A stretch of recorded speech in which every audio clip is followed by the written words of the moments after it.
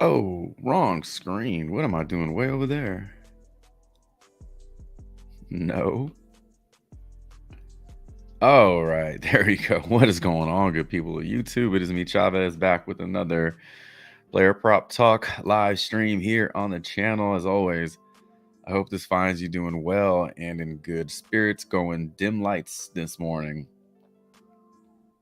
Chill vibe on a Saturday, May 25th, 2024. Gonna build out some slips today. We're gonna chop up some player props and then get on with our weekend, get on with our day. I feel like my camera is a little crooked, so normally I try to fix that, but I don't care. This morning, stop trying to be so perfect and just do the damn thing. I hope your Friday went well. I hope your slips treated you right. Pretty decent game last night, Wolves and Mavs. Mavs take that one, but saw some chalk though, and didn't get the performances from certain players that we wanted, that we talked about on the stream. So we'll get into all that just in a few minutes. We'll cover promo news and try to spend the majority of this next hour talking player props. So let's get into it. Hashtag bless. Over 10% of the US population dies in their sleep every single night. If you're hearing this or seeing this, you did not die in your sleep, unless you're a ghost. And even if you are a ghost, you're welcome here, and you should hit that like button. But you're blessed because you woke up, and I get that gets overplayed a lot. At least you woke up today, but it's real. Now, if you decide to fuck around and not do anything with your day, that's your fault. But at least you got another day, so it's up to you. Yesterday we talked about attitude. No, attitude is gratitude bullshit. But no, choosing your attitude. You're in full control of your attitude, because we talk about, hashtag bless. You woke up, you got a new day, cool. And then you get to choose your attitude. If you allow people to tell you what your attitude is, or if you allow people to shape your attitude, that's on you. Toughen up and set those boundaries. But today, you get to choose your attitude. So whatever it is, you stick to it, and don't allow outside interference to mess that up, basically. So yesterday, my attitude was just being prioritizing presence, basically, and just slowing down a little bit. And it worked. Every time I felt myself kind of getting ahead and trying to do too much, I just reminded myself what I talked about. So it did help me stay on track. So try it out, give it a shot. Whatever your attitude is, whatever you choose, stick to it. I'll leave it there for a second because I want to check out the chat. What is going on? I know Adam was in the chat earlier this morning. What's up? Good morning. Happy Saturday to you. Balraj. My 4-year-old twin enjoying the sheep. The dancing. I think it's it could be a sheep. It's whatever. I think it's a lamb. Same shit, right? Same lamb, sheep, whatever. I think somebody called it a goat once. I was like, yeah, it's a goat, whatever. It has 4 legs. Let's categorize everything under the 4-leg rule. What's going on, everybody? McDaniel flopped like a fish. Yeah, that was one of the pieces of chalk yesterday that I mentioned earlier. So yeah, that was a lot of people saw that coming. At least they saw the under on a few of his props coming, but I did not see that performance coming. It was way different. That's way different than going under. You just completely forget to just completely uninvolved in the game. All right, BETR. Right now, BETR, great alternative to PrizePicks. I'm not saying you have to stop playing on PrizePicks, but what I am saying is that you should definitely give other pick'em sites a shot. I know it's difficult after you have played, on PrizePicks. For a while, you get very, very biased and partial. But There are other pick'em sites out there. A lot of them are garbage, to be honest with you. Just because it's new or just because it's out there doesn't mean it's a good one. But BETR is a good one. It really is. Payouts are good. Promos are great. And it's just a really clean mobile app. So check it out. Scan that code. First time deposit match up to $250. Yesterday we talked about the Luka promo. But right now, I'm not seeing a promo on the board.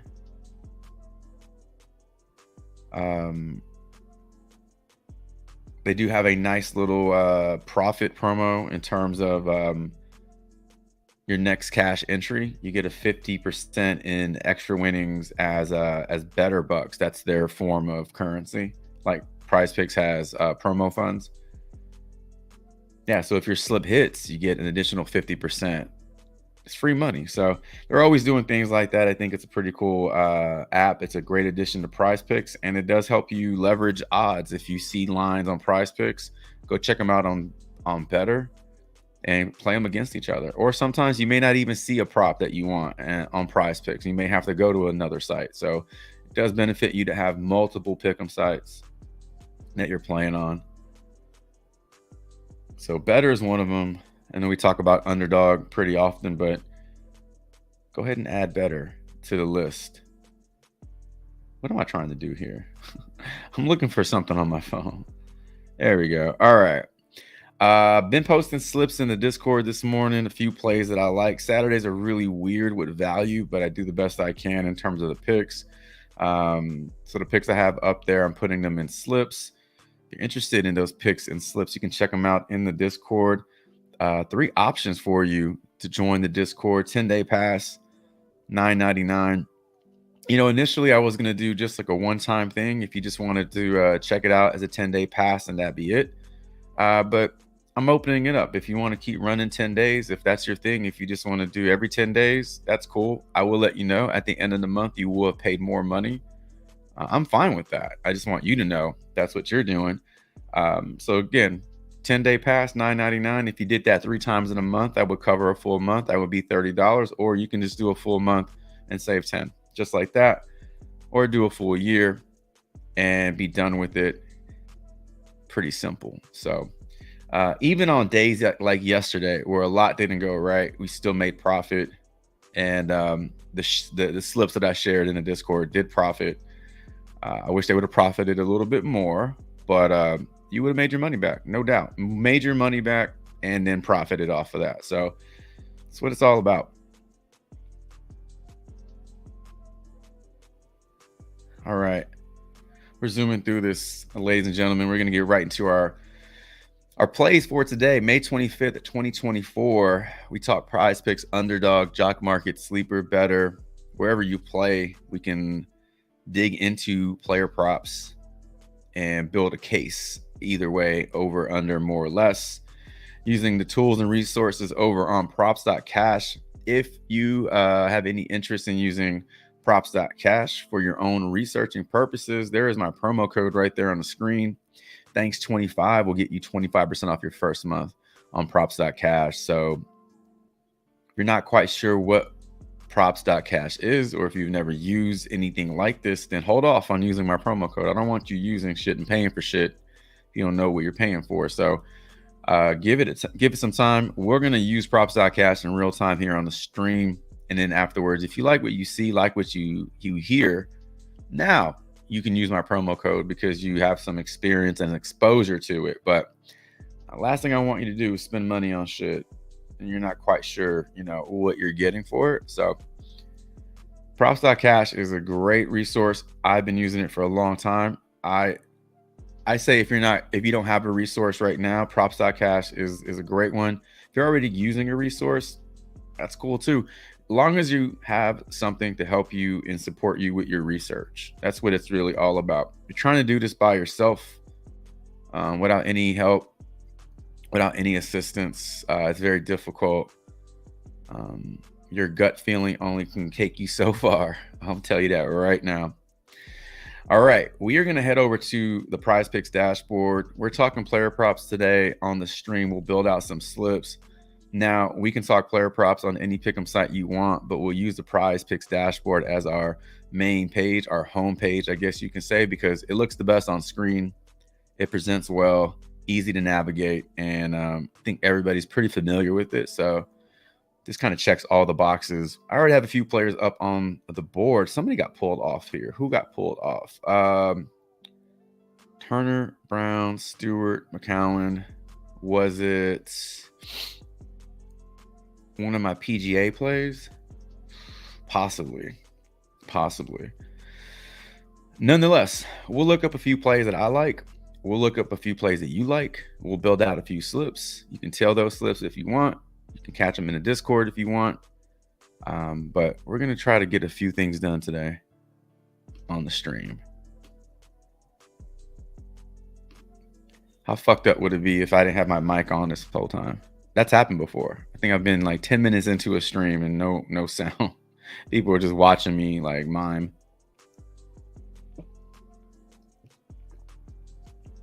What's going on, JR? Okay, night could have been better. New day, new money. Let's rock. Yeah, it could have been a lot better. Yesterday had who was it?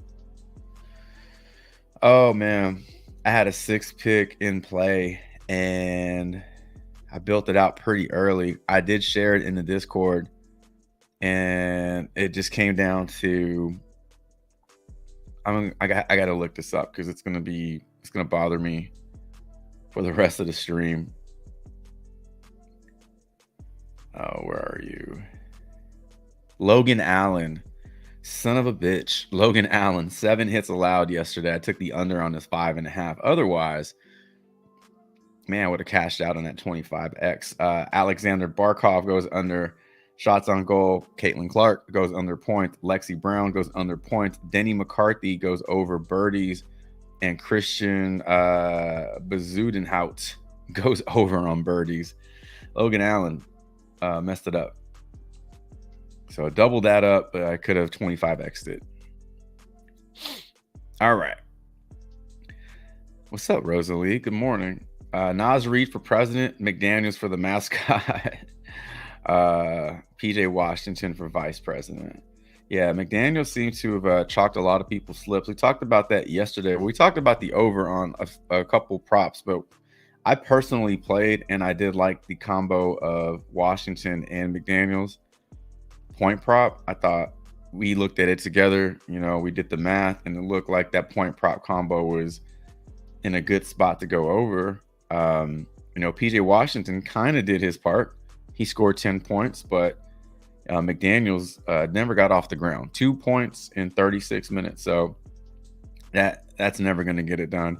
Anthony Edwards kind of chalks. If you took the over on his points, he didn't come close. 21 points, 12 rebounds and assists. He came closer to hitting his rebounds and assist prop than he did his point prop. PRA, 33 PRA. Not going to get it done. Nas Reed, 23 points.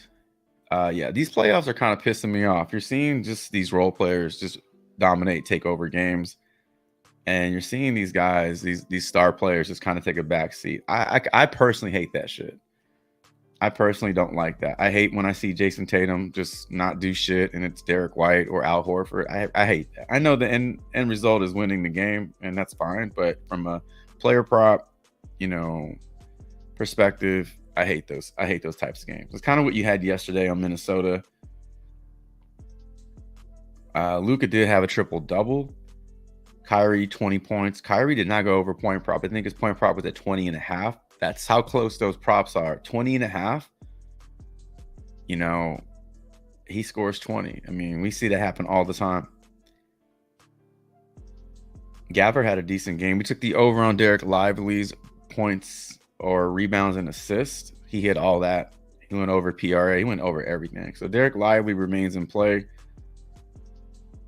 Josh Green goes way over his steals and blocks with 2 steals. So he got the over on that one. If you took the over on Derek Jones, steals and blocks, he went over that one as well.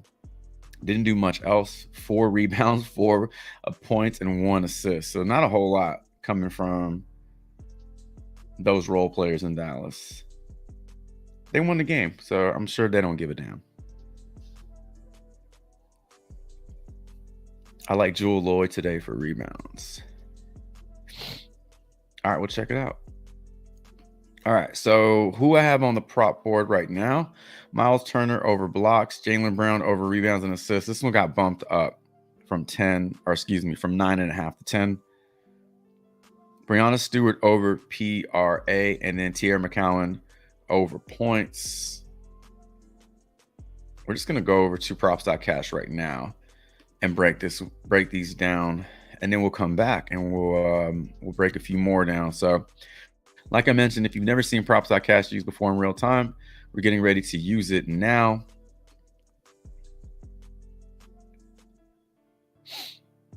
And if it's your first time seeing the stream or being in the stream, on the stream, in the chat, I don't know what I'm trying to say here. If it's first time here, basically what we're trying to do is find the best player props and find the best value. Try to make a case for the over or under, but I am not trying to persuade you or dissuade you off a play. If you like a play, that's on you. All I'm trying to do is show you some additional information. That way you can make the best decision possible.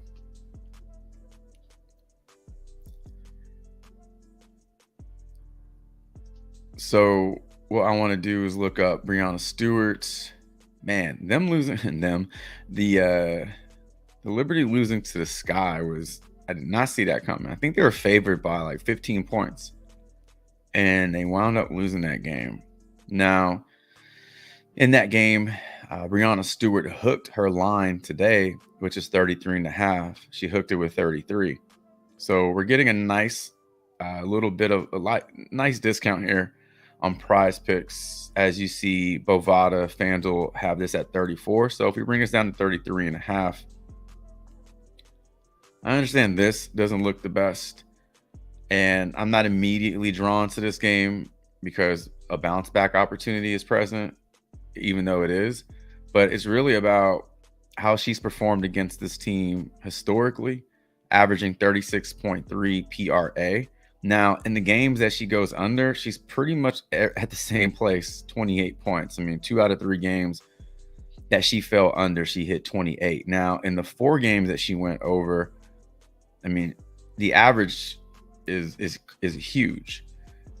She did barely get it here, and that's fine. But man, no sweat, no sweat, no sweat. So there's a lot of positive info here for the over on her PRA.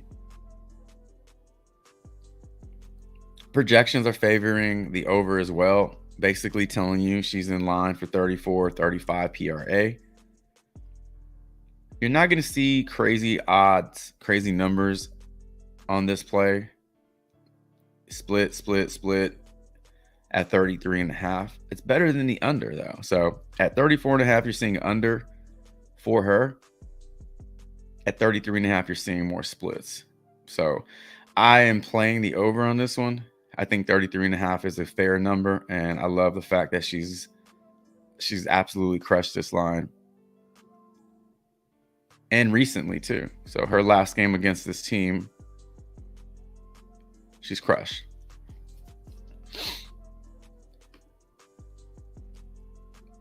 Tierra McCowan.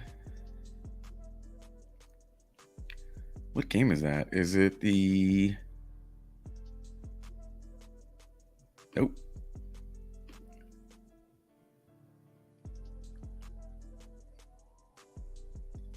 Where are you, Tiara? Should I just use the...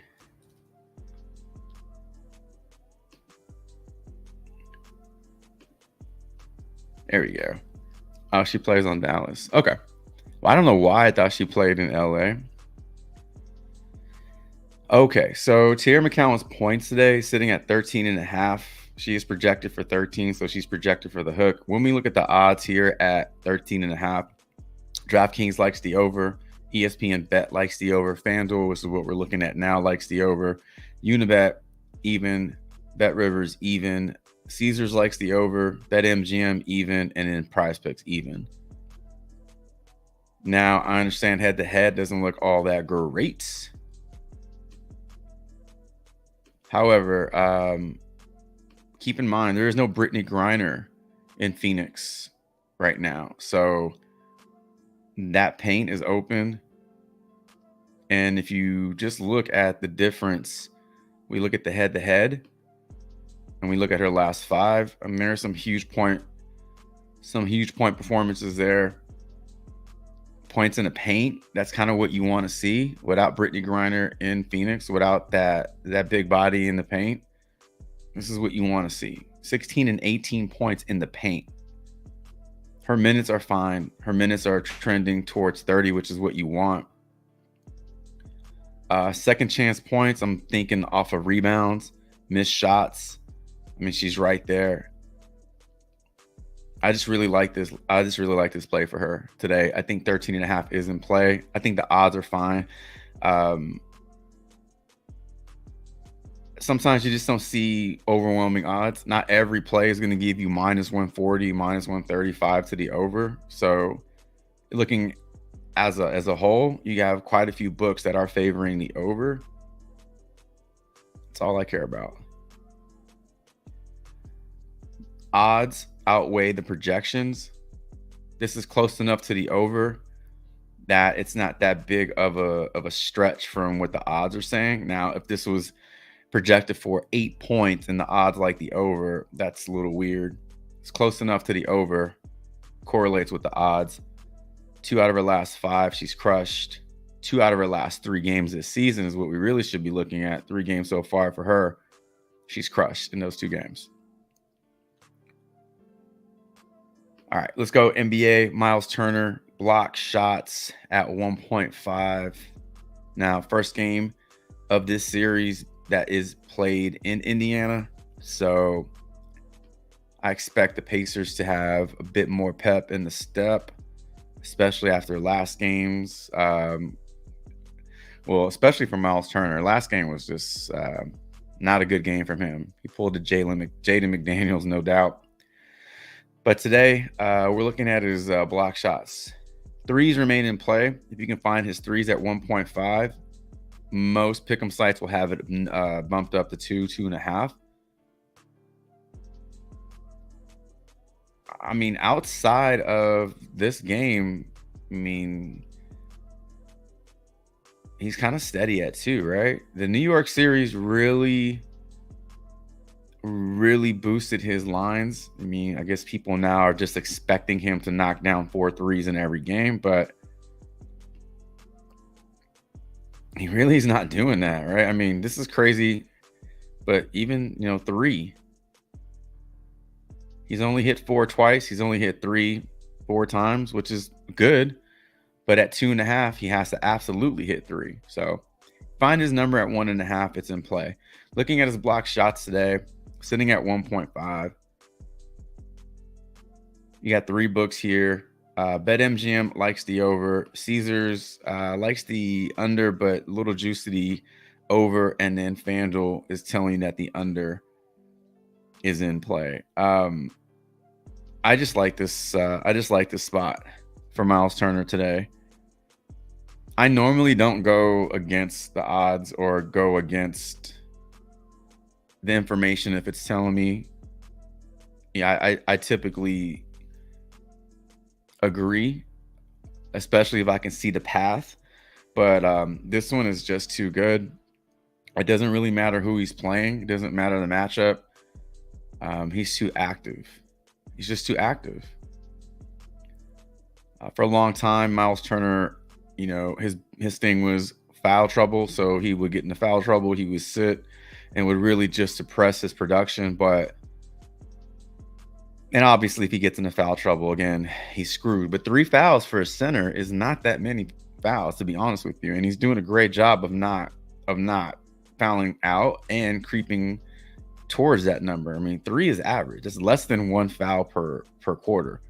Now, if he picks up all 3 in the first half, that's a little different because he's probably going to sit majority of the first half. So you kind of want to see these spread out a little bit. But I'm not really worried about anything. And the Celtics continue to roll a very small front court out there. Luke Kornet is not an answer. Xavier Tillman is not an answer. So I think Miles Turner remains in a good spot to hit his block shot prop. I would just stick with his block shots.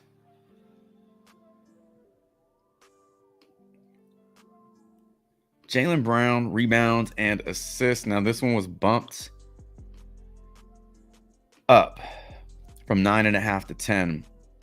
I still like it at 10 because at 9.5, he needs 10. But at 10, he needs 11. So the push potential is probable. There's more chance of that. Over his last 5 playoff games, 3 out of those 5 games he's gone over. No book has this at 10, so we can't really look at any odds, but Caesars minus 133, 130, 128. And BetMGM likes the under at 10.5, but check out those odds. Minus 120 to the under, minus 110 to the over. No, those aren't great odds, but if books really felt like he wasn't going to get this done at 10, I think we'd see almost zero juice to the over. We see a heavier line to the under. This is telling you, oh, he's got a chance. He's got a chance. At 10, I think we see more of an even split. There's a chance. So if you don't want to play it at 10, don't play it at 10. But I liked it at 9.5. I missed it at 9.5. I'm going to play it at 10.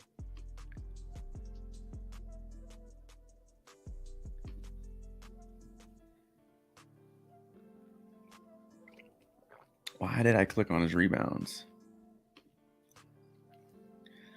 During the regular season, not the best numbers against this team. I get it. I'm curious if we took out Porzingis. Changes a little bit, right? So games played. I mean, we have to stop it right here. So these are the 3 games this season. Games played without Porzingis. 1 game. That's playoff game. This is last season. So no Porzingis, no big paint presence. He's going over. He is going to be on the floor also. I mean, if this game can stay close, he should see almost 40 minutes today.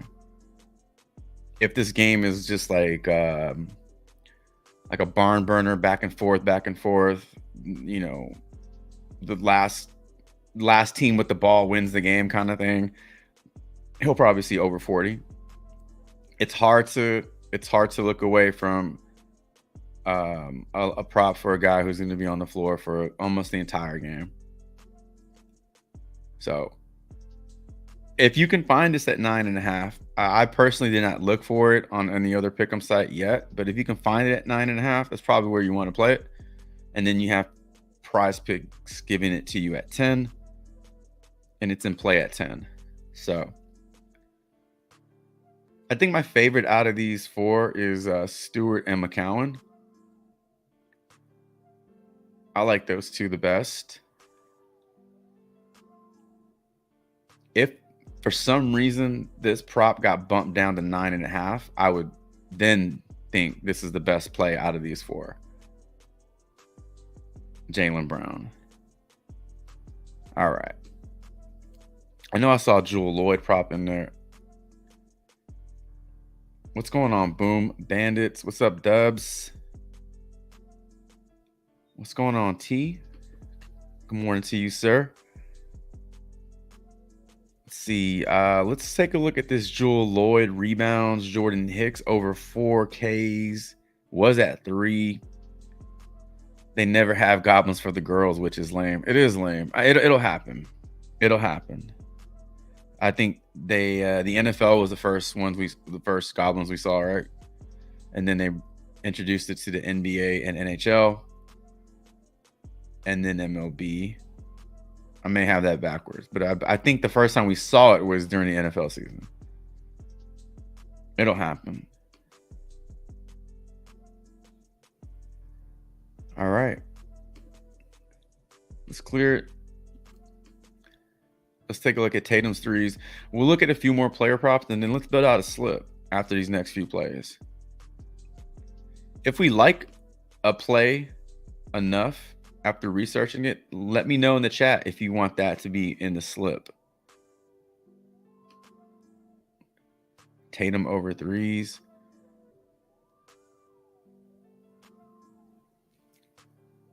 Jordan Hicks over K's.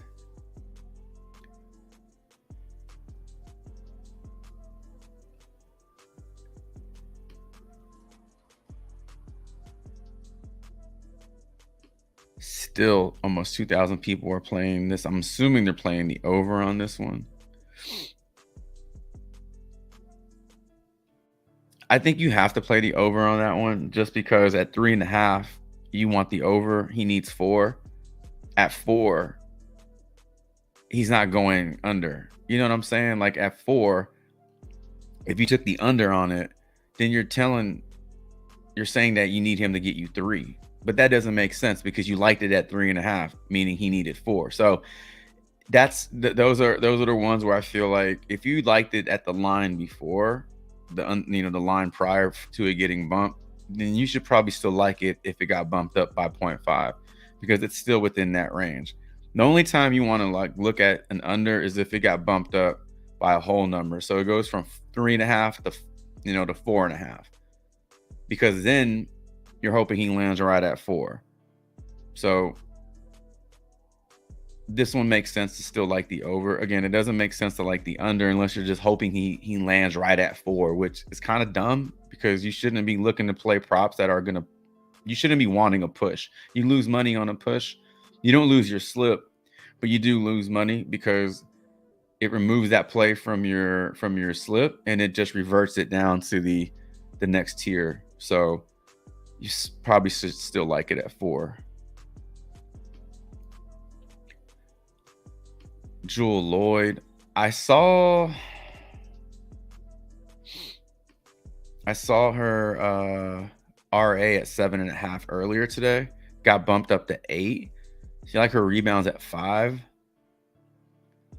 She doesn't have an assist line. You can look at her rebounds at 5. We'll also look at her RA.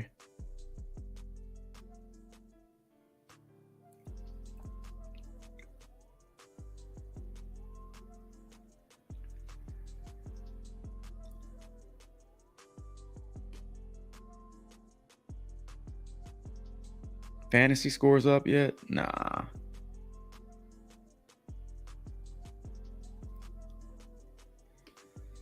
How serious is the injury to Halliburton's hamstring? Because look at his PRA. That was at 32.5. It's down to 29. His points were hovering around 19.5. They've been bumped down to 16.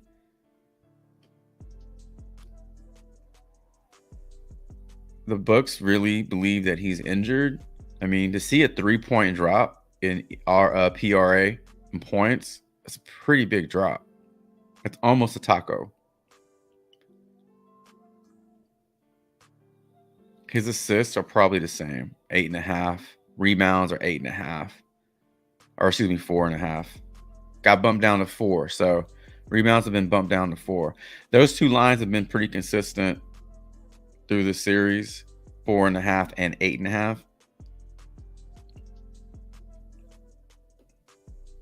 So if they like the under on his PRA, the difference in PRA is the difference in his points because his rebounds and assists remain the same lines as the previous 2 games. But his PRA got dropped from 32.5 to 29.5. His points got dropped from 19.5 to 16.5, and there's your difference. So it feels like the books are expecting a lower scoring game from him, but he's still expected to dish. I don't know.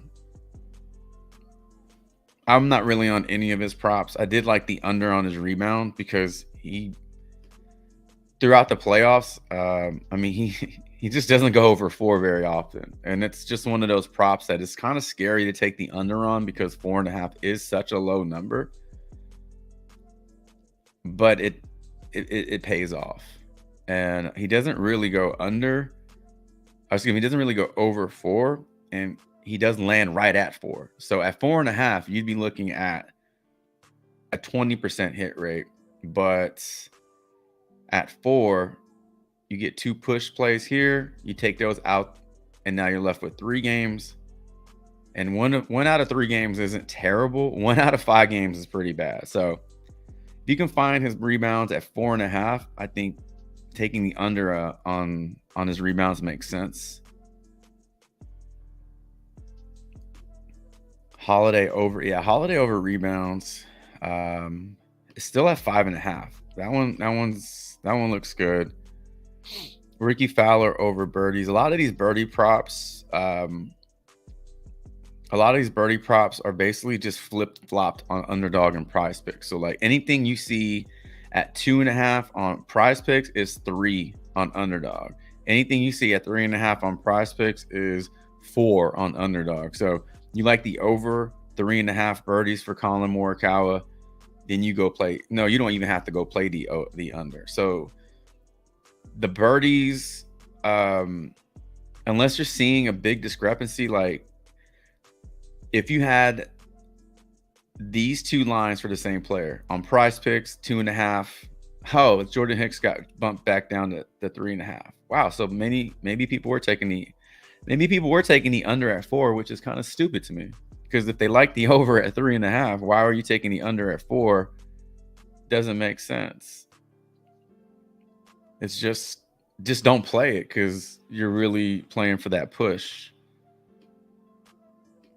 Yeah, so if this was the same line, this is underdog, or this is PrizePicks, this is underdog, then you could definitely take the over 2.5 and then go play the under because you're hoping he lands right at 3. But a 0.5 discrepancy on the birdie, it doesn't make sense to try to middle that.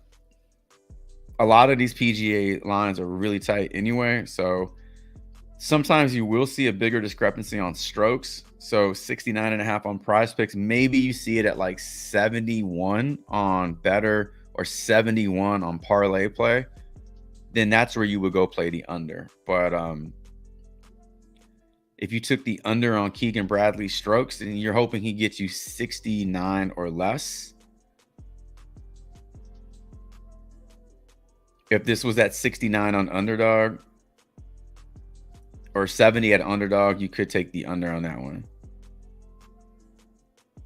You would have to play on multiple pick'em sites to see the differences, though. We're just kind of going through examples here. Ricky Fowler, though, that's what we were talking about. Ricky Fowler over birdies.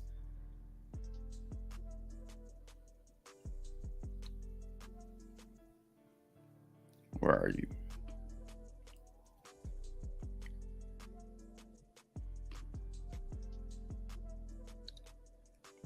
Now this Ricky Fowler prop, this is getting locked in 7 minutes and 30 seconds. So if you want to play the over on this birdies, you got to lock it in right now because it's getting ready to tee off.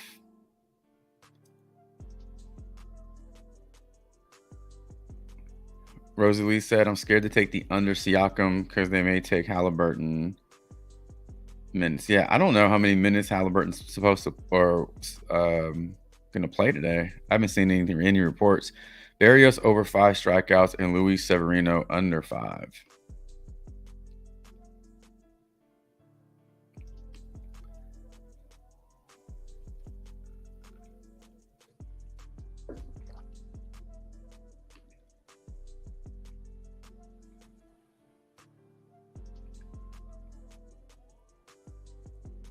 Barrios over 5. Severino under. So you need 6 from Barrios, and you're hoping that Severino gets you 4.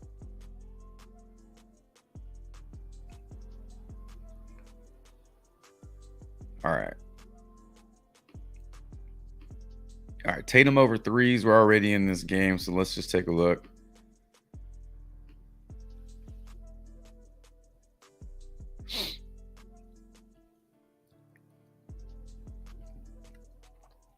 Historically, he's done really well against this team going over 3s. He's only missed it in 3 games, but two of those games have been this series. So I'll always take recent games over just historic games. I kind of want to know what's going on now. Over his last 5 playoff games, over his last 10 playoff games, he's just hovering right at 2. He has just not been efficient from 3. I want to say he's taken enough shots. I at least when I watch the game, I feel like he's launching, but maybe it's not as many as I think. So in the last, let's just do playoffs. Playoffs, last 5 games, he's averaging 8 threes. So he needs to be 3 for 8, 3 for 7 in these games. That's what he needs. 3-point percentage is poor. This is really bad. I mean, this is garbage. 1 3 made. That shit. Horford's making threes and White's making threes and Pritchard's making threes. It's weird because it feels like, I know this is not what goes on, but when I watch the game, I feel like what's happening is Jason Tatum's like, oh, y'all got this. Oh, y'all making threes? All right, cool. I don't have to make threes today. It's weird because I don't really see that on a lot of teams where the star player is just like, okay, cool, y'all got this shit. You're doing all the scoring tonight? All right, cool. Usually they're in on it. I don't know if it's a Tatum thing or if it's a Celtics thing, but I almost feel like, oh, that guy's hot. Okay, keep giving him the ball. Like Horford's hot. They just keep giving him the ball. Like Horford would take 14 threes. It's ridiculous. And so I don't know if that's just cutting into his production, because I feel with 8 threes, it's like you should be able to make 3 of those. Unless he's heavily regressed. I mean, on the season, he's averaging 3. On the season, he's averaging 3 threes per game.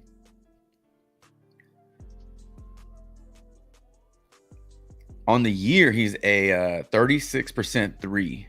That's basically what he's doing in the playoffs. 36% from 3. At least in the last 5 games. Oh no, it's 26%. If Jason Tatum was 33% from 3, this would be a lock. This would be a lock.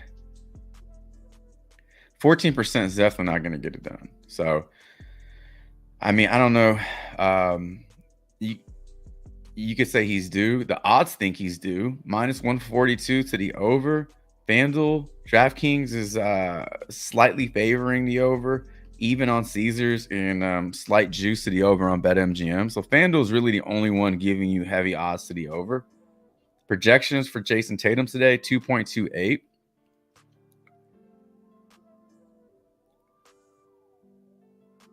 I wonder if the second half thing is still true. What the fuck, dude? What is he doing in the second half? This frustrates me to no end. I mean, this is super tilting, right? He comes out and knocks down 2 threes, and you're like, hell yeah, Jason Tatum night, right? Jason Tatum the game. He's going to come out. He just doesn't put it together. So it's like he either has to get it done in either first half or second half. It's just not happening. It's just not happening in the first half. This is the only game he hit 3 threes. 0.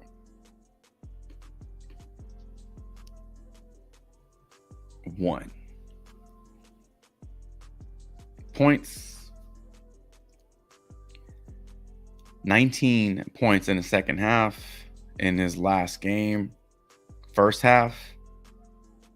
Just, what is this, dude? I mean, not very many teams are as deep as the Celtics. So, it may be if Tatum didn't have one of those other guys. Porzingis is out, but like if White was not in there or Jaylen Brown was not in there, you would probably see Jason Tatum take more of a, scoring ownership. So they have a ton of talent on the starting 5 or starting 6. And so that may be a reason why you're just not seeing Jason Tatum take over. But I mean, if you're not seeing it now, you're probably not going to see it throughout the playoffs. Like, I'm sure there'll be a game here and there where he pops off, but just overall, like, these are just he's not doing this with threes. So I can't believe I'm saying this, but I'm not on board with Tatum today, personally. Unless I'm playing some unders, but I want to be wrong because I would love for him just to pop off and knock down 6 threes and just put his foot on the throat of the Indiana Pacers and say, fuck y'all. Celtics and Mavericks. That's who I was kind of wanting to see in the finals. I think that'd be a fun matchup. All right, so if you take the over on Jason Tatum's threes, you do have the support of FanDuel and you do have the support of BetMGM. Two of the books are, well, one of the books is evenly split, and DraftKings giving you slight juice to the over.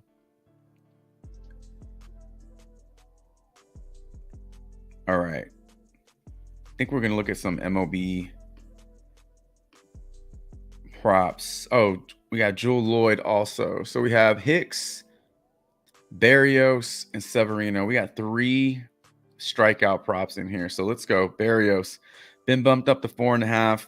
If you like the over at 4.5, we talked about this earlier with Hicks. If you like the over at 4.5, you should probably like the over at 5 because at 4.5 he needs 5. Now at 5 he needs 6. He's gotten you 6. He's gotten you 6 in 2 out of his 5 starts. He is projected for 5.4. So this is giving you a little bit of a push vibe here. At 5.5, the odds shift heavily in favor of the under, but minus 148 on Caesars, minus 150 on DraftKings, and minus 157 on Pinnacle. So all these are in favor of the over, which feels like a 6 versus a 5. His matchup today with Detroit, they are whiffing at the 8th highest rate versus right-handed pitching in the MLB. 24% of the time, this team is striking out to right-handed pitchers. Only batter in here that has had some success versus Barrios is Gio Urshela. I don't even know if he's in the lineup today, but if he happens to be in the lineup, he's your lone batter that's sporting a pretty impressive average. In 6 plate appearances, he's batting .500, meaning he has 3 hits.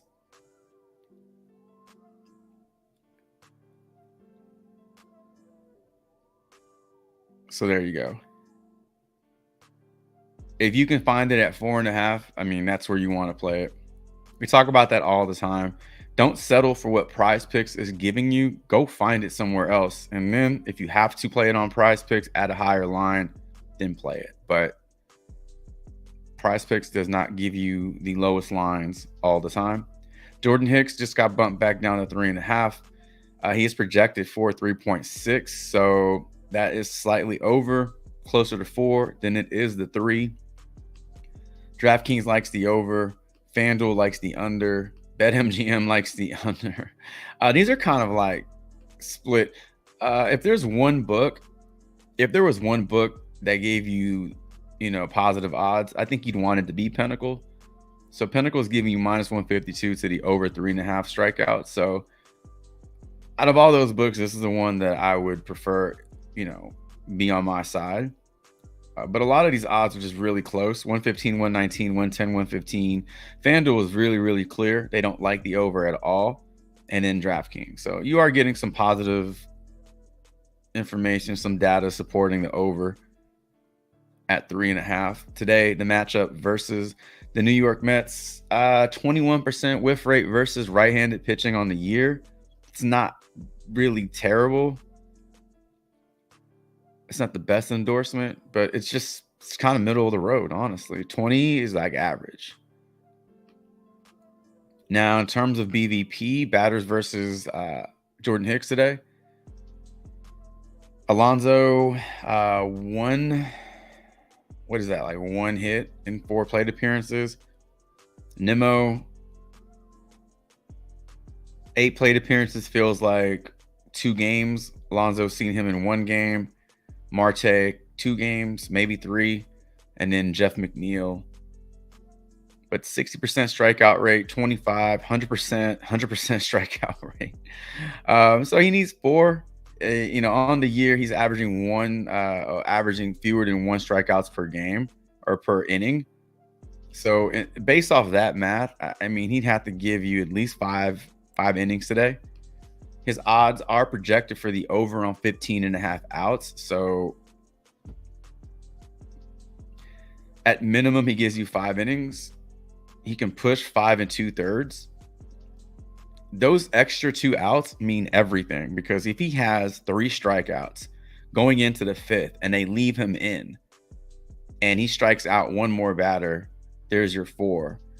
And then he gets pulled out at 5 2/3. That extra out means everything. So you're hoping he can get this done in 5 innings, but if not, then you do want to see him extend that into the 5th inning so that he has another opportunity to get at least 1 more strikeout. Severino, we're just flipping it.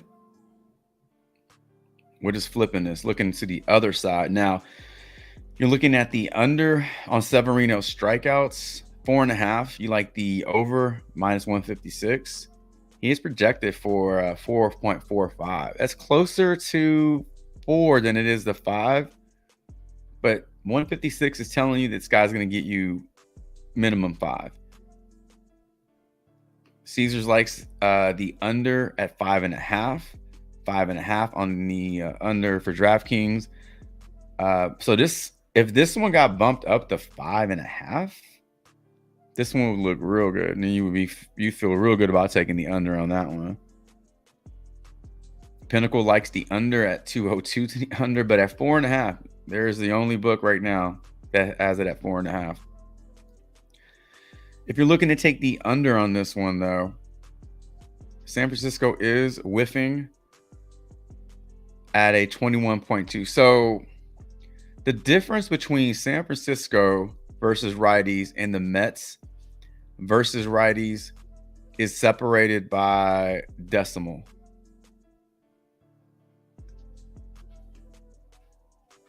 All right, so 21.2,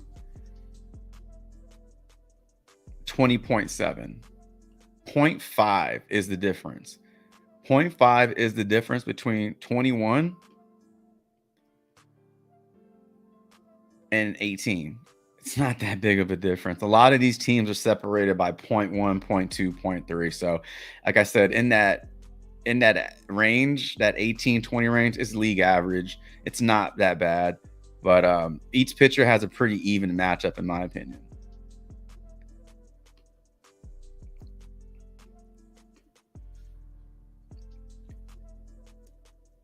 Only batter in this lineup with more than a couple of games versus Severino is Matt Chapman, who has not done well. 25% whiff rate, 12.5 walk rate, batting way below the Mendoza line. Jorge Soler, also 6 plate appearances, bad average, 50% strikeout rate, 50% strikeout rate for Yastrzemski, 33% strikeout rate for Wade.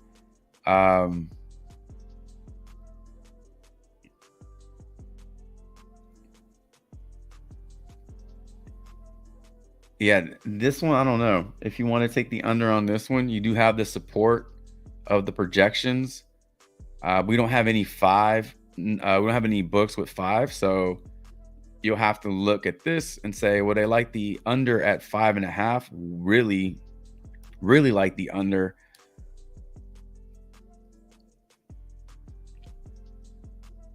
I think there's a lot of push potential here. 1 game versus this team this season, he ended with 5 strikeouts. So you're hoping that he gets hit up a little bit. maybe he gets hit up a little bit and he gets relieved a little earlier. In that game, he gave up 3 earned runs and he went 6. So he would have to give up, in my opinion, more than 3 earned runs, because it feels like 3 earned runs, they still feel pretty comfortable leaving him out there.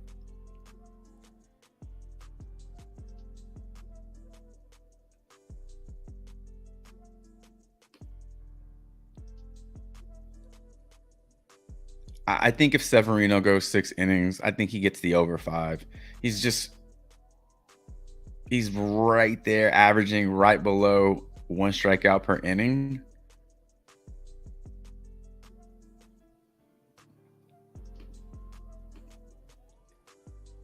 Yeah, if he gets you 6 innings, it's hard to not see him get at least get 5. So you'd be hoping for like a 5-inning game. He gives up 3-4 runs, and then he gets, pulled out. Jewel Lloyd, last play. We haven't even built out a slip yet. We got to do that before we get out of here. Jewel Lloyd, Seattle, right?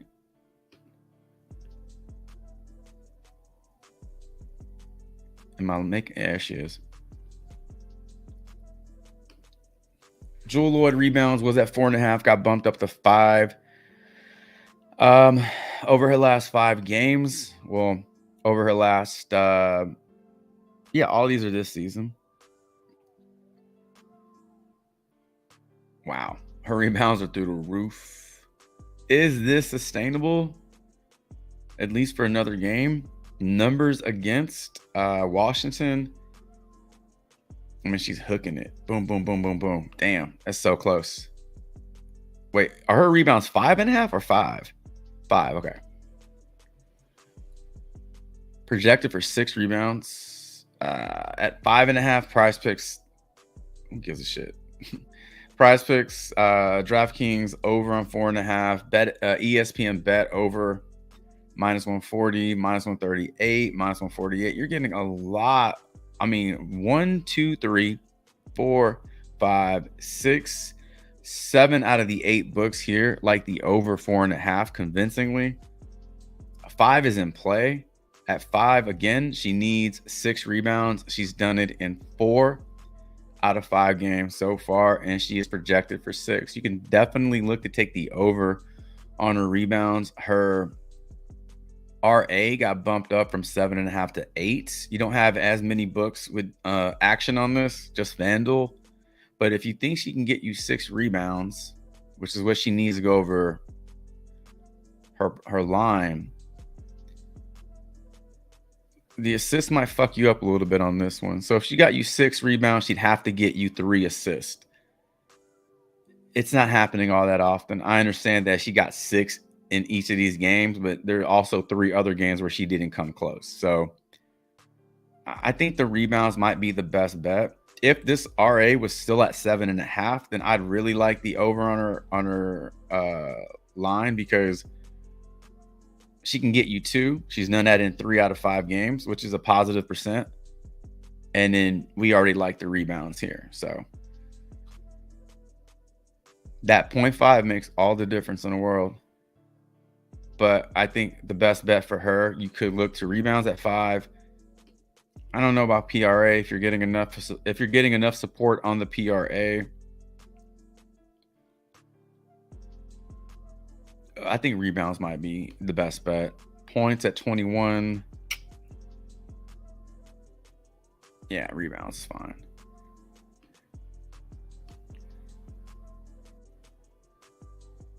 All right, Tatum threes. You want to take the over on Tatum threes. Odds do like this one. Jewel Lloyd rebounds. Man, try to find it at 4.5. That's a lock at 4.5. Hicks at 3.5. That one's a little sweatier than I thought. Based off his numbers, I thought we see a little bit more love for him. But at 3.5, it's in play. Better than 4. It's better than 4. Barrios makes sense at 5. And the only thing that scares me about Severino is that I feel like if he gets the innings, if he gets you 6 innings, I think 5 to 6 is in play. You're taking the under on this one. You need him to get you 4. not 5. If you feel like if you're shooting for 5, don't play it because, again, it's a push. It's a push. You got 3 potential pushes in this slip. If Jewel Lloyd landed at 5 and Barrio Severino lands at 5, your 5 pick gets bumped down to a 2 pick. You go from a 10x to a 3x. It's not really what you want. So if you just feel like, oh, I hope he gets me 5, don't play it. Just go find it at a different line because pushes don't really increase your bankroll. All right. Let's build a slip. We got 6 minutes left. Let's build a slip out. Let's see what we can find.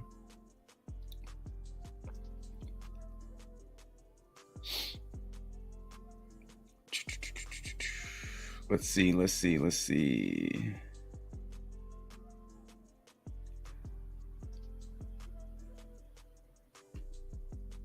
Yeah.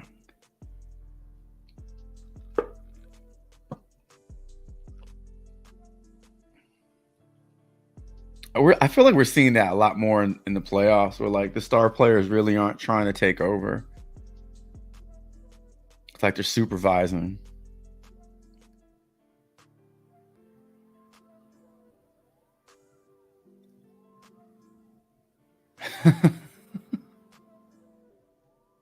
He's like, oh man, this shit was much easier when Kawhi Leonard was on the team. He just fucking did everything.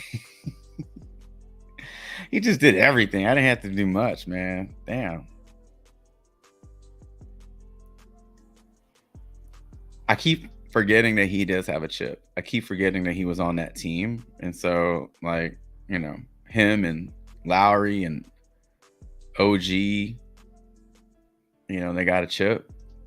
You just forget about that sometimes.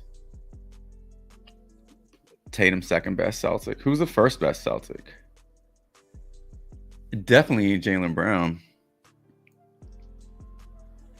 Derek White. I think Derek White, like in the playoffs, Derek White's been the MVP for sure for the Celtics.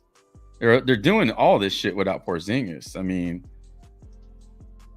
Porzingis helped them get to the playoffs, I guess. I feel like unless he can be healthy and they make it to the next round, I think that acquisition was kind of a wash.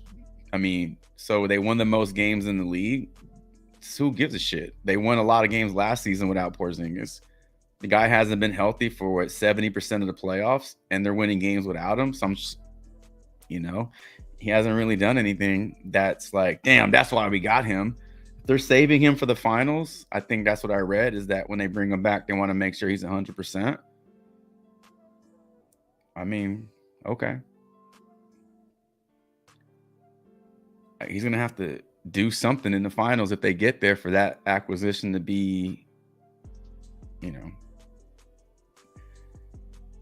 no Heat. That's their biggest opposition. The Heat weren't healthy. Like, no Knicks. Knicks would have been a super tough matchup for him in this round. So, yeah, it definitely ain't Jason. If Jason Tatum's not the best Celtic, which honestly in a lot of games he doesn't play like he's the top Celtic, I think it would have to be Derek White. He would get my vote.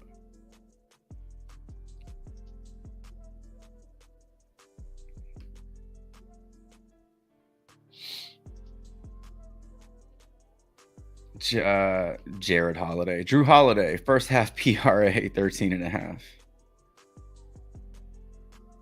There might be a Jared Holiday out there. I don't know. There's like 17 Holiday brothers. You got Drew Holiday, you got Aaron Holiday, you got Doc Holiday, you got Christmas Holiday. Where is the first NBA? There it is.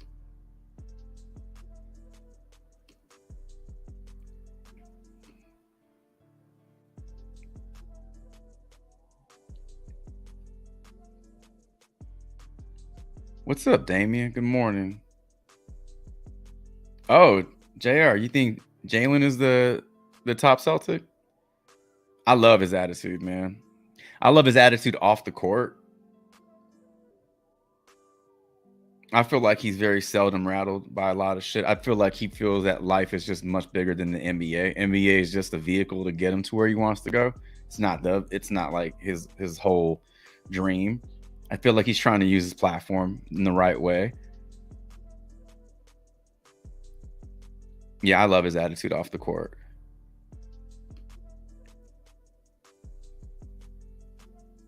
There are times where he does look like he's just off, man. There are just a lot of games where I feel like he's just off. I don't know if it's a physical thing or is it existing injury or confidence.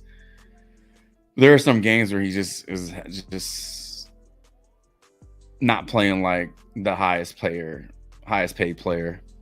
What is he? The second highest paid player in the NBA?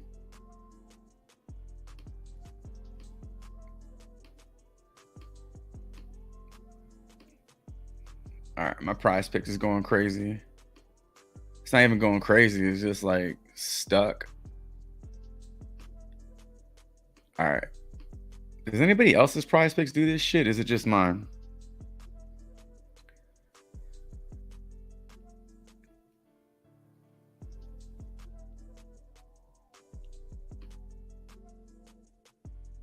All right, Drew Holiday. Let's try it again. All right.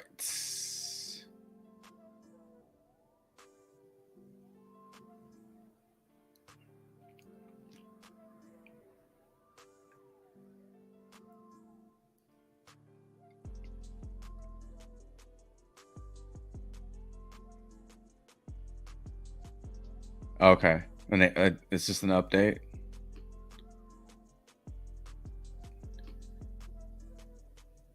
Jaylen Brown, yeah. Jaylen Brown does a lot of charitable work too. A lot of his foundation work is pretty strong. I like just listening to him talk. I like Marcus Smart. When I listened to his interviews, he was just like he seemed like a really cool ass dude.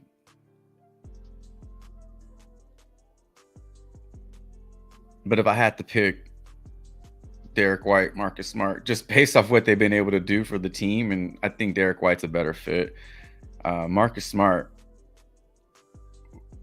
I think his time just ran out in Boston.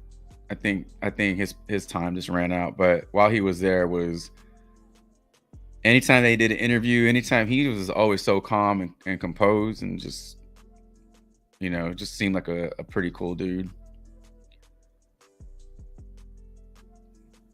All right. All right, we got to build out a slip. Let's look at this. Let's look at this Drew Holiday first half PRA, and then we'll build a 5-pick out. So if you have a suggestion for the 5-pick, throw it in a slip or throw it in the chat, I should say, so I can throw it in a slip, and then we can get out of here.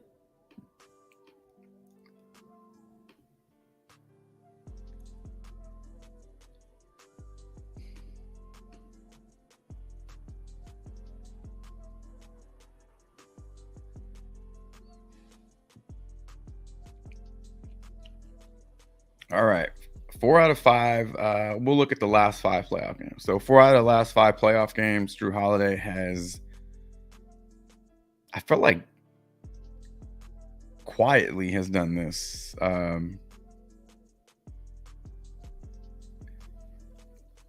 17 PRA in the first half. Look at his PRA for today. It's projected for 26. That's 13. This is why this line is at 13.5, because it's trying to cut that in half, but it's not going to give you the advantage.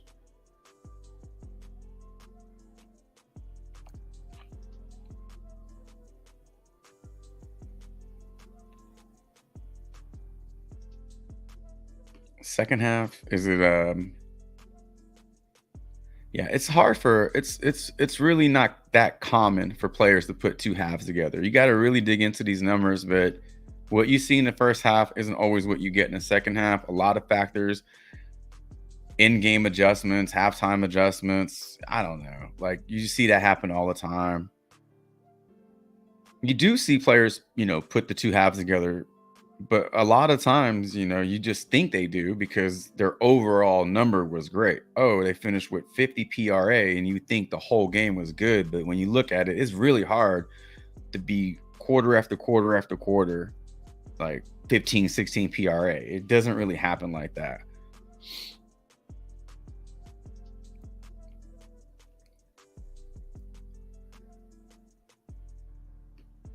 Yeah, the first half PRA for him looks pretty strong. Dang, he scored no points. Minimum of 8 points in those 4 games. Minimum of 2 boards in those 2 games, or in those 4 games, and then a minimum of 3 assists. So like his floor feels like 13. I mean, you got 3 assists, 2 rebounds, there's 5, and then, you know, if he got you a minimum of 8, that'd be 13. I think 12 is the floor, and then the ceiling doesn't matter what the ceiling is as long as it's over 13 and a half. Yeah, I mean, that one.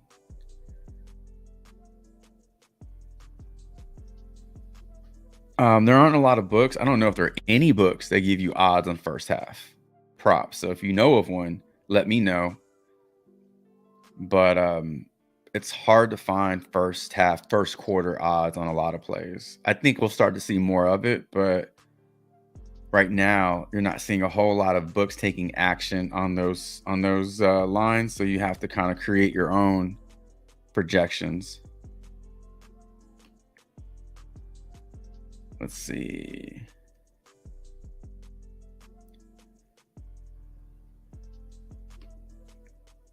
Derek White, Miles Turner, combo threes. We got Jackie Young over rebounds and assists. Arrighetti under 6 strikeouts. McBride under first half fantasy.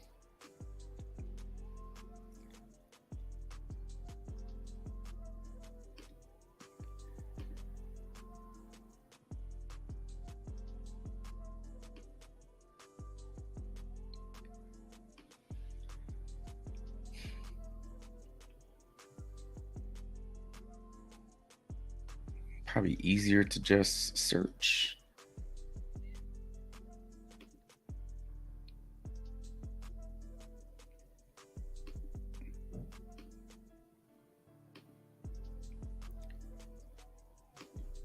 Jackie Young over her rebounds and assists.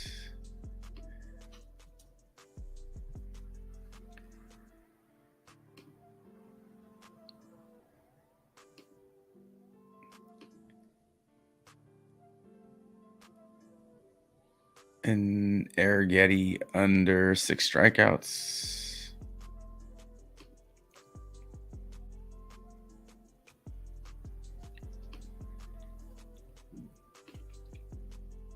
I was interested in his walks. His walks are not on any pick'em site. Over 1.5 walks was seemed like a good line, and can't find it anywhere.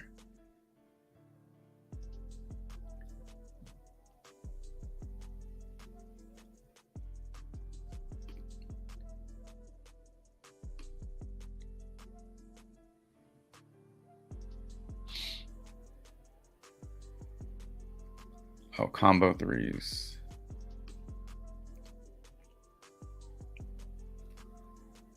Four and a half. All right, we already looked up Drew Holiday. McBride, Young.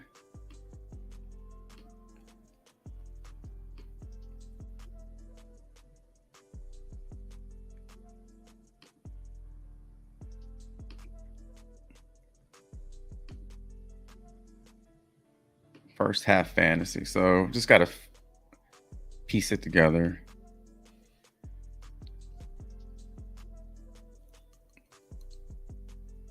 So games this season, 11, 14, 14 divided by 3. Let's just give her 5 points. 5 rebounds. Let's give her 2. So that's 7.4. 5. Let's give her 2. That's 10.4. And then 6. So 6 divided by 3 is 2. So that's 12.4. And then 12.4 minus 1.4. So she's averaging in that 11 fantasy points per half range in the first half in her first 3 games this season. So not all that good. Her first half fantasy prop is at 13.5. She's playing 14. No, excuse me. She's averaging 17 over the last 5. But this season, these are games in 2024. 30.9. You got 44.9, 45.7.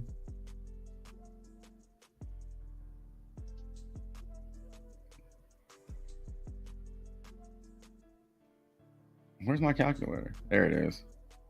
45.7 divided by 3. So she's averaging 15 minutes in the first half. She's averaging 11.5 fantasy points in the first half. So she's averaging well under a fantasy point per minute in the first half.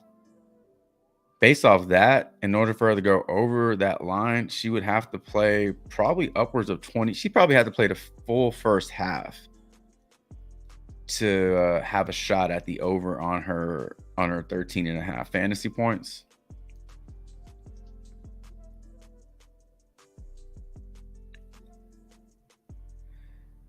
Her field goals are low to start.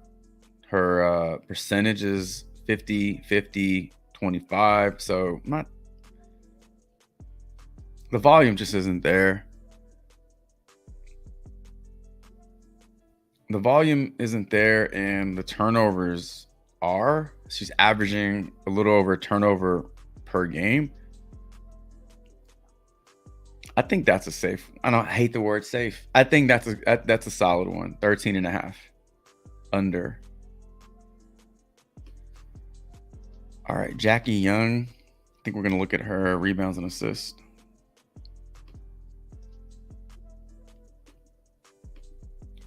Sitting at 11.5. She's gone over in 3 straight games. Yeah, we don't even have to do the math on this one. I mean, you can if you want an average. I mean, 46 divided by 3 is 15. She's averaging 15 rebounds and assists to start the season off. She is projected today for 12.3. It's really all you need. FanDuel does like the over at -132.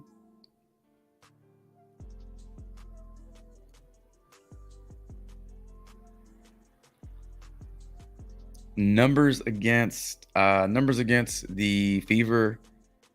Numbers haven't been all that good against the Fever. 2 out of her last 6 games, she's gone over this. She's averaging 8 in those games. PRA is really down against the Fever compared to the last 3, just overall 3 games this season. Every single game going back to 2023, she has gone under, and the high point has been 27.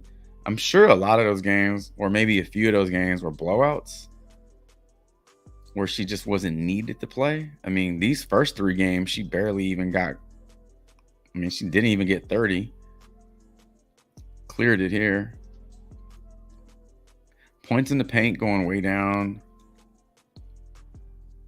Yeah, I mean, field goals are low, except for those 2 games. Low shot volume, low field goal percentage in a few of those games. It's hard to make out what exactly is the reason, unless Indiana's that team that just plays her tough and just doesn't let her get anything. But going by the odds, you got one book that does like the over on her rebounds and assists.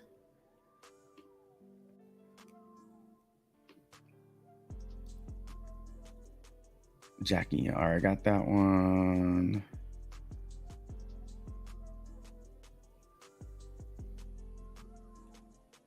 Aaron Judge over fantasy score. I do like that one, actually.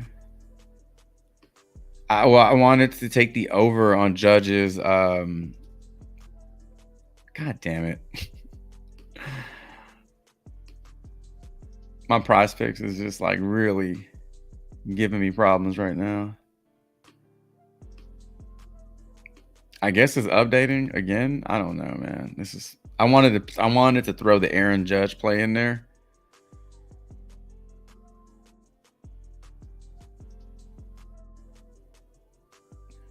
But I may not be able to.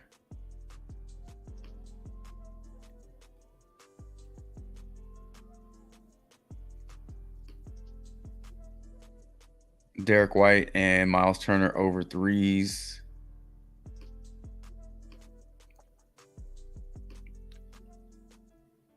All right. So again, Miles Turner, 1.5 threes made. That should be his original line. You're not going to find it on PrizePicks unless it's a goblin. But they even think a goblin, they're losing money on that one. So you're probably not going to find 1.5.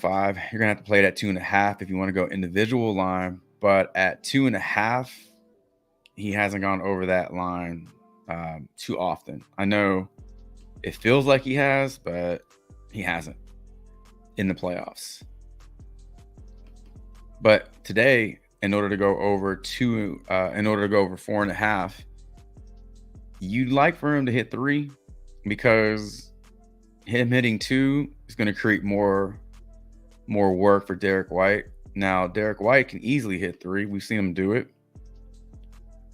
In fact, he's done it more often than Miles Turner. So if you're taking the over on this Turner White 3-point prop, I think you're banking on Derek White doing a lot of that work.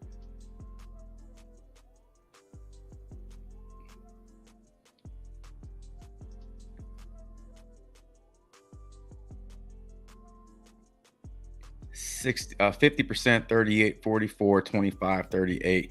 These games are incredible. And this production is insane. This is not sustainable. I think in that 40% is where you see it. I think that's fine. Individual line minus 156, 135, 148, 145. So all the books do like the odds on the over his individual 3-point line. If he got you 3 and Miles Turner just got you 2, that's exactly what you need to go over. That one looks good. Their combo looks good. Yeah, that one looks good.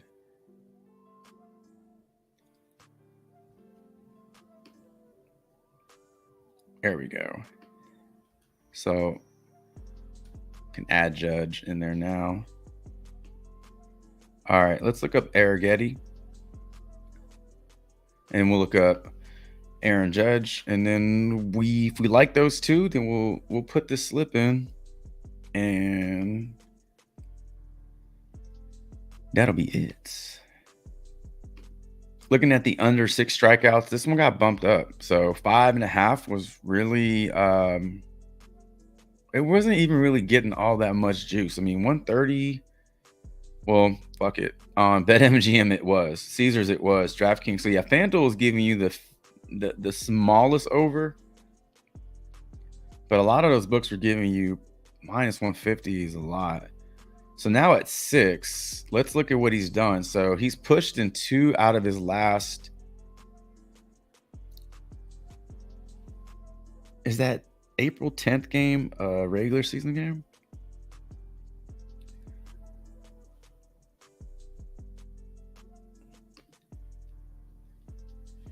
Two out of his last 5 starts. He's gotten you 6. One, he got you over with 7 against the Cubs. Then fell under against the Yankees and against this very same Oakland team. That game was at the Coliseum. I think this game is in the Coliseum. Are they still calling it the Coliseum? I like that stadium. It smells like weed and corn dogs. Oakland is, wow. Oakland is, man, 26.5% whiff rate versus right-handed pitching. That is good for the third highest, third worst in the league. But against this team and this pitcher, you got a few guys in this lineup that hit well. So you got JJ All Day Blade, you got Brent Rooker, you got Todd Soderstrom.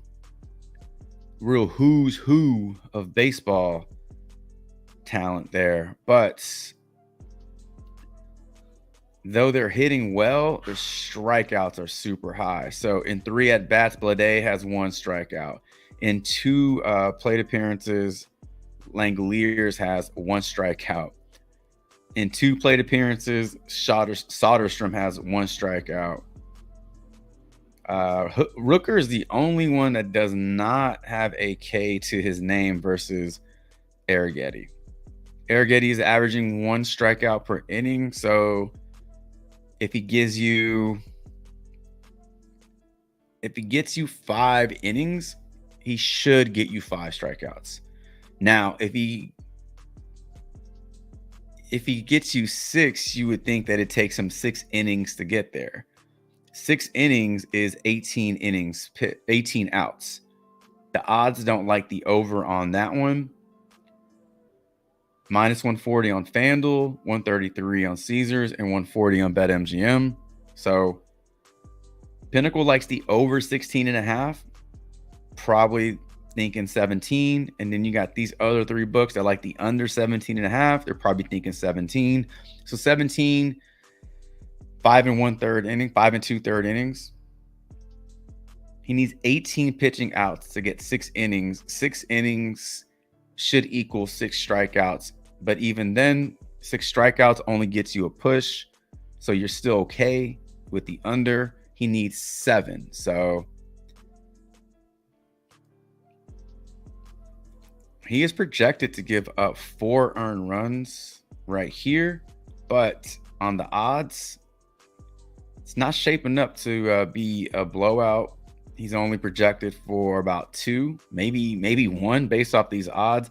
He did allow 2 earned runs in the first game against Oakland. So taking the under on his 6 strikeouts, again, he needs 7 to clear it. He's only gotten you 7 strikeouts in 1 game in his last 5 starts. His last 10 starts, he doesn't have 10 starts. He has 7.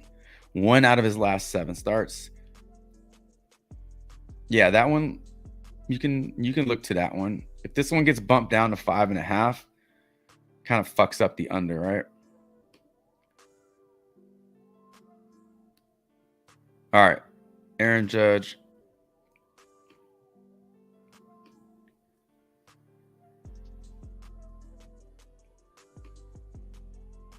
Looking at the over on his fantasy score, he went yard yesterday. So, he's gone yard in 6 out of his last 10 games. I mean, this is what we call a hot streak in Major League Baseball in terms of home runs. You're not going to get home runs every game, but this is about as close to it as you can get, you know, without a pitcher just throwing grapefruits down the middle of the plate and shit. Sure, they're trying to strike him out. They're just not getting it done. So 1 hit, 9 out of his last 10 games. Hits, runs, and RBIs look fantastic. He's gotten at least 1 of those in all games, but double or 2 or more in 8. So let's look at his projection today. At 1 hit, 3 hits, runs, and RBIs, and he has total bases over 1. There's 2 points. There's 2 points. There's 2 points. There's 6. And then he gets a hit. And there's your 8 points. So that does add up. You get 1 hit, you get 1 run, you get 1 RBI. There's your 3 hits, runs, and RBIs. Being walked does not count as a hit or a run or an RBI. So that's separate. So that's an additional 2 points. That gives you 8 points. And his fantasy score today is at 7.5. So based off that simple breakdown, 8 fantasy points is in his range. Now, if he hits a home run, it's done. No sweat. You don't have to count anything. Just count your fucking money. But if he doesn't hit a home run, then piecing it together, that's how it could break down. We didn't even look at his we just didn't look at anything else. All right, so numbers against Dylan Cease are also pretty good. So what are his odds for his home run today? Plus 275. Those are pretty favorable odds. 286 batting average. This is a very good sample size. You know, when you see 2-3 plate appearances, that's just one game. 11 plate appearances could tally out to maybe 3, definitely 2 games. But 3 games, you're assuming he gets you 4 at bats. Maybe in one of those games he got you 3. That would get you 11 plate appearances, 2 RBIs, 1 double, and 1 single. So no home runs yet against Dylan Cease. This whole team, as a unit, not too bad versus Dylan Cease. A lot of strikeouts there, but you're also seeing a lot of green here. Judge, Soto, Rizzo, Stanton, Torres, Trevino. Versus righties, this team wrecks. This team crushes. Strikeouts a little lower versus righties in general. ISOs are strong. Batting averages all well above 260 for these greens. So, yeah, I think Judge is in play. Fantasy points, if you can find his hits, runs, and RBIs at 1.5, if you can find his total bases at 1.5 without, we'll look at this one. So if you like his fantasy score, they got his total bases as a demon. Here's the thing though, with the total bases, unless he hits a home run, this one could get a little sweaty because it's possible for him to get the over fantasy score and not go over total bases. Again, single, run scored, RBI, walk. He might get walked twice. He might get a single, and he might score a run. And he can do all that with just 1 total base. So this one may not be as much of a slam dunk as you think. If you can find it without this fucking thing, then 1.5 at a normal line, I like it better. But this one, they're forcing you to take the over, and I hate that shit. So if you're just sold on him hitting a home run, take the over on all that shit. Over home run, over total bases, over hits, runs, and RBIs. A home run gets you 3 hits, runs, and RBIs.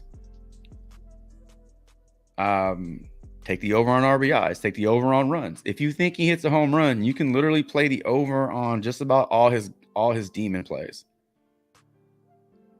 Make a pretty strong case about him. All right.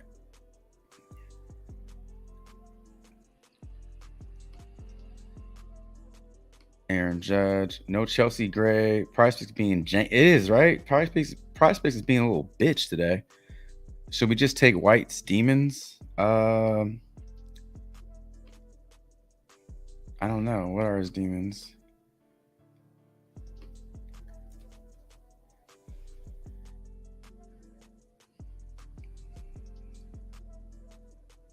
Three and a half? Oh man, I don't know. I don't know, man. Actually, I mean, this is definitely the safer line. No doubt. This is definitely a safer line. If you let's take this out real quick. And let's put the demon prop in there. And it goes from a 25x to a 30x. I mean, for just 5x, I don't really like it for just an additional 5x. If it were maybe 7.5, 8x higher, I feel like it'd make a stronger case for switching him out, because he can easily get you 3 and that fucking combo prop go over and he goes under this one. I think if you made multiple slips, yeah, switching them out and playing them both, I think that makes more sense, because now you're just trying to leverage it. I like that one. I think the combo is the best play out of those two, though, for sure. Let's throw that shit in there. Where are you? There you go. All right, so all right, this is what we're gonna run. Slip built by us, really by y'all. Holiday over, McBride under, Young over, Arrighetti under, Judge over, and then Derek White over.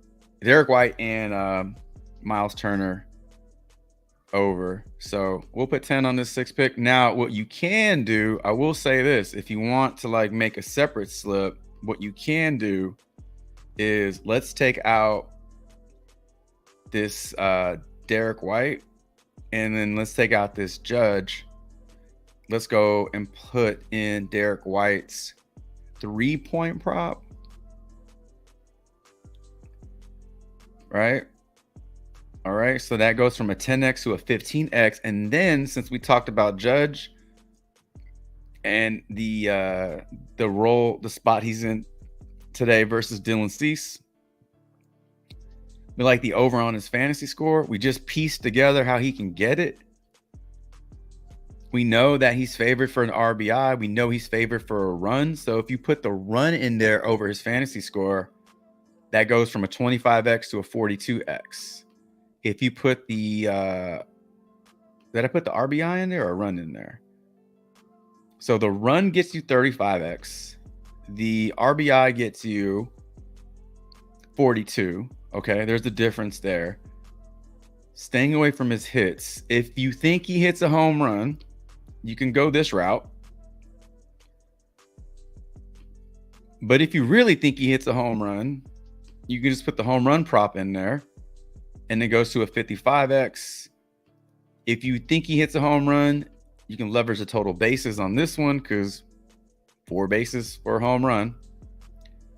So there are many, many ways you can go with the demon play, just depending on how risky you want to go. The lower end is going to be maybe like the single, 45x, 35x, and the high end is going to be RBI. There's your 42.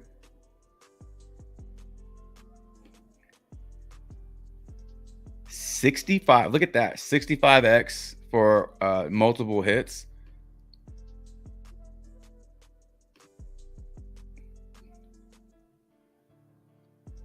The multiple hits demon gets you a higher payout than the home run, because home run is more likely to happen if you think about the player.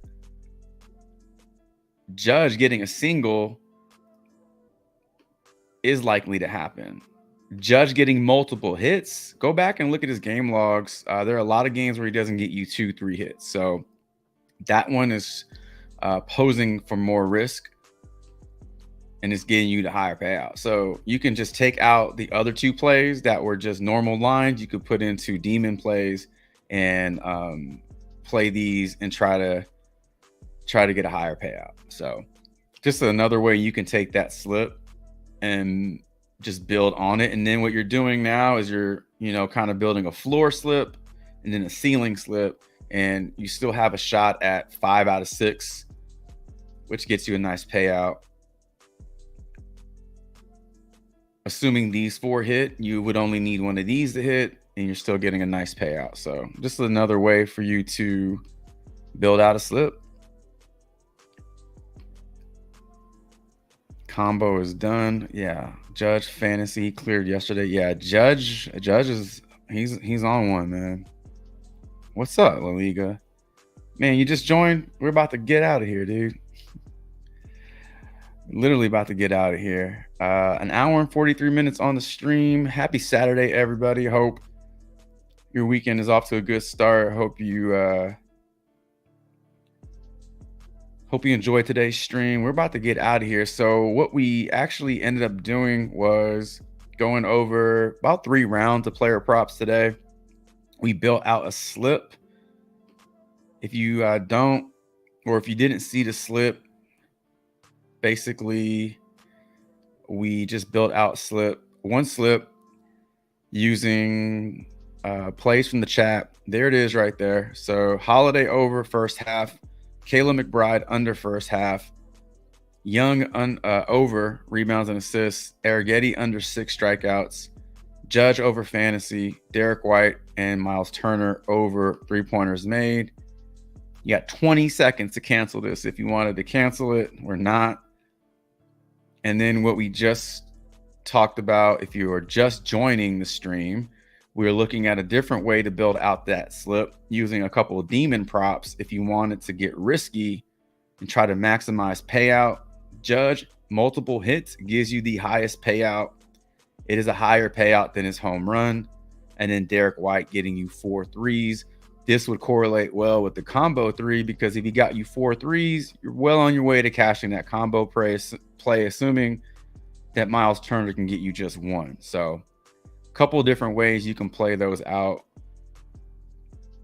I may end up playing that. I don't know. I got to talk myself into it. Demon props have not been kind. I think the most demons in a slip I've gotten correct are 3, like 3 out of 6, which there is no close. You either get it or you don't. So not the best percentage with those demons, but it's up to you. If you guys want to play that demon slip, you can do that. But appreciate y'all stopping by the channel. 10:35 a.m. I'm ready to get out of here. I got things to do today. This is one of them. So happy I was able to get this stream in. Happy you were able to join in on the stream and the chat. Appreciate the engagement. Y'all making this active, interactive. Hit that like button on your way out if you haven't done so yet. Sub up to the channel. It means a ton. Help this channel reach new viewers, a bigger audience, what I'm trying to do. Make sure that notification icon is clicked so you don't miss out on future content from me and the channel. Next live stream will be Tuesday morning. No live stream on Sunday. No live stream on Mondays. We'll be back Tuesday morning. If you want to engage with me prior to that, hit me up in the Discord. It's free to chat with me in the Discord. You don't have to join anything. You can just send me a DM in the Discord if you got a question about anything. So if you want to chop it up, you know how to find me. Hope all the player props you pick respect the damn coin. Hopefully today's research helped you lock in a few plays, or hopefully it helps you just make multiple slips. Maybe you learned something new, maybe you didn't, but hopefully you were entertained and you enjoyed the stream. Again, I will be back Tuesday morning with another Player Prop Talk live. And until that Tuesday morning stream, Chavez is out.